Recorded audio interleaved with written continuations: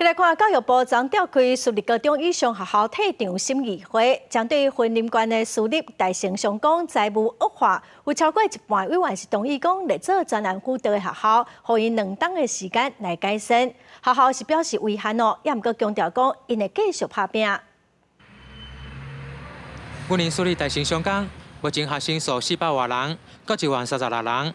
今年7月份。我云林道在部无依规定向主管机关来备查，受到关注。14号教育部召开私立高级中学学校退场审议会，大成上港被列为专案辅导学校。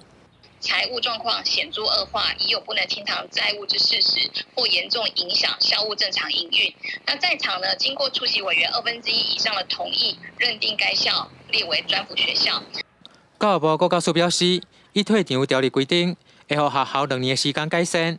也无将进入退场程序，并会加派学校专业教职员、学生也是学者专家，至少3个人担任学校法人董事、学者专家担任监察人，来强化学校运作。没什么看法。没什么看法。每一个区域当然你不能说完全没有学校，但是学校有一个数量，会确保那个区域的学子的那个教育权，然后就 OK 了。然后如果剩下的那个办学不好的学校，那就让他们退场。